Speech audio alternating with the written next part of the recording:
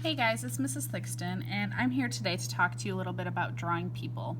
Drawing people is a really tough thing that a lot of people struggle with, and I think that so many people just get frustrated or have a hard time with it, so they just decide that they're going to always draw stick people.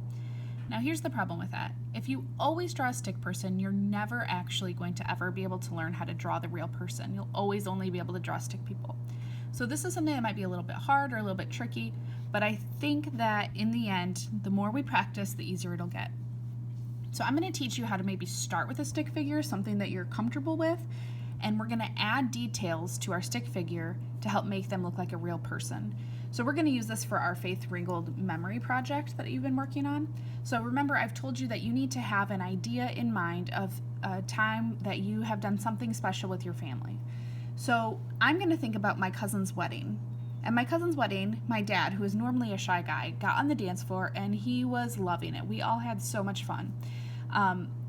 One of the things that he did was his famous dance move, which is where he takes his hand and puts it on his hip, and he takes his other hand, he makes a #1 sign, and he kind of like points up in the air, and he just points and points and points, and he looks so silly, but we had so much fun. So if I'm thinking about that time at my cousin's wedding, I might start by drawing my dad as a stick figure.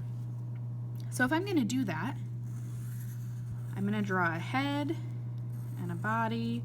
Now remember, I said that his arm came out and down, and then we had the arm that was pointing up, right? And then he's dancing, so he has one leg kind of coming down like this, and then he's got another leg where his knee is bent and he has his foot up like this. Okay, so there's my dad. He's ready to go. We're gonna party. Okay, let me make sure that you can see what I'm doing here. Okay, I think we're good. So now that I have the skeleton of what that person, or my dad in this case, is going to look like, we need to start adding details to it. So what we're gonna do is we're gonna start adding a little bit of thickness to our lines that are already here. So I'm going to go in, and can you see how I can trace the lines that are already here, and it's going to give my person some thickness. Okay, so there's his leg, and here's his arm. Now we got to give his little dance move, right? His little pointing finger up in the air. Let's see, there's his hand. Alright. And then down here, actually I'm going to have his foot going the other way. Have it going like this. So then we have his shoe. Might have wanted to come in here and make it a little bit thicker. Something like this.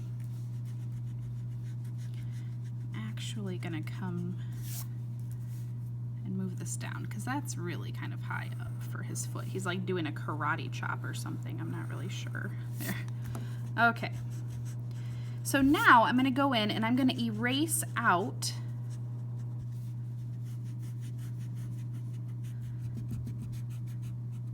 some of those lines that I started with that were part of my stick figure. Can you see how I traced those lines? I started with that stick figure, but I didn't really end with those lines. I ended with the lines around my stick figure. So it helped me to draw. They were kind of like guidelines, but they weren't really the end of my picture. Okay? So now that I have a nice thick body, I can go back and I can add all of those details to help make it look a little bit more realistic, a little bit more advanced. So I think about my dad, and I think about the fact that he has kind of some big ears. So I'm going to start with his ears because that's one of the features that my dad has here. There we go. Now I'm going to think about his hair, and he's kind of got like that old guy hair where he's got a little poof on one side and a little poof of hair on the other and the bald spot in the middle. So here's my dad's hair, and then he's got some glasses. We're going to give him some eyebrows. He's really excited. There's his eyes and his glasses. We're going to give him a nose And he is so excited and having such a good time. So he's got this really big smile. Now, this is a wedding, so what is he wearing? He's wearing a dress shirt. So we're gonna make the collar of his dress shirt like this. And then he's got a tie on. So here's his tie. And then we're gonna have his belt like this. He's gonna have the end of his pants is gonna be down here. We're gonna make the rest of his fingers kind of poking out over here. So there's his hand. Let's see. And he's got a little cuff and a button on both of his arms. And that looks like a pretty good picture of a guy, right? It wasn't too hard. I started with a stick figure, but I didn't really end with the stick figure, right? I ended with something that has a little bit more detail, a little bit more interesting than just a stick person. Now, the next thing I want you to be thinking about with this idea of these memory drawings is I want you to be thinking about having a background. Where are your people? It doesn't do us any good if we just have a couple people. You're not really setting the stage very well. So think about where your people are in this memory. So here we're at the party, the reception of my cousin's wedding. So in the past, when we've talked about drawing, we talk about how we have a horizon line that separates the land from the sky.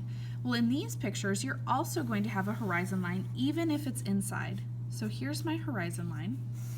And this horizon line is separating the floor from the wall. So if your memory is in your living room, what's going to be on the walls in your living room? Maybe you're going to have a window. So I'm going to come over here and I'm going to put a window in my picture. Maybe you have some curtains. Not really sure. You know, every house is a little bit different. But think about what you might have at your house. At my cousin's wedding, there was a door over here kind of behind going into another room. So maybe I'm going to make that door. Actually, there was a little disco ball. So I'm going to have a disco ball hanging from the ceiling here.